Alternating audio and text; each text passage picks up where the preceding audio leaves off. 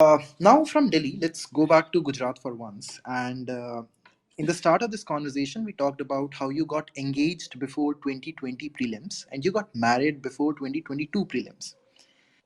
And when I was researching for this entire podcast, और आज दिन में भी जब हम लोग बात कर रहे थे, आपने एक ऐसा पॉइंट बताया जो एज अ मेल कैंडिडेट मेरे दिमाग में था ही नहीं.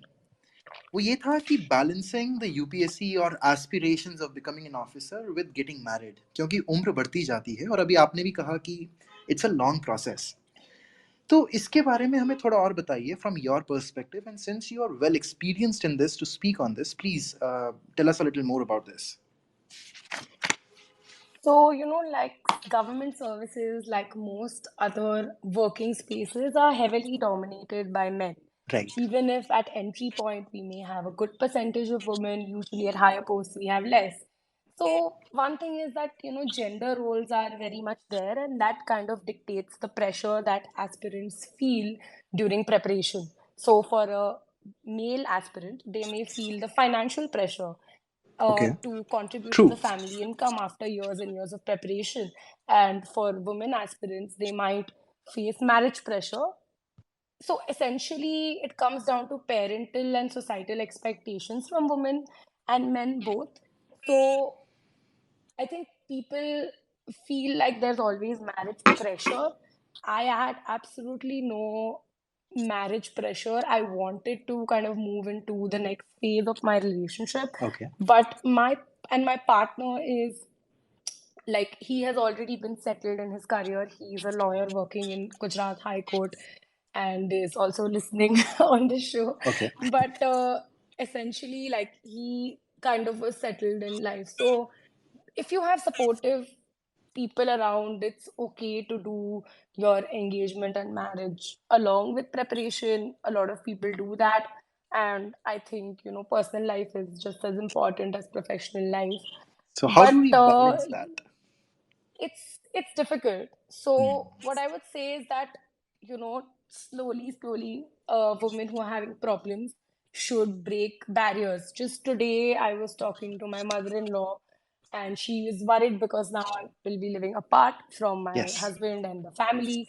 And I said, why don't you listen to this video of Nirupama Rao ma'am and Right. just see how she's balanced her entire life. So I think, if that example was not there, it would be harder. So it slowly gets easier and easier. One great thing about government service is that government jobs are actually excellent for women. You join at a good position, you're given a lot of prestige, and you're also, because it's very easy to understand what an IPS, IAS, or any government job Right. is for majority of the country, it is easier not to leave. If what my experience has been within my family and society is that in a joint family business setup or even any kind of business setup, taking time off means that you get sidelined over time. Okay. That is not true in government service because there is structures of maternity leave, structures for husband and wife to live in the same state. So, I mean, my mother had told me when she got married and she said she wanted to work.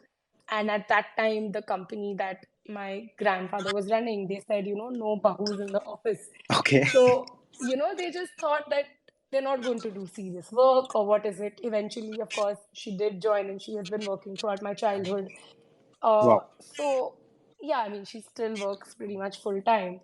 So I'm saying that, like, somehow structurally, if say she was in a government job, there would not be any question. So as structures get more formalized in society, women should find it easier. And UPSC, of course, encourages women. It's written on the last line of the entire notification that we strongly encourage women candidates to apply.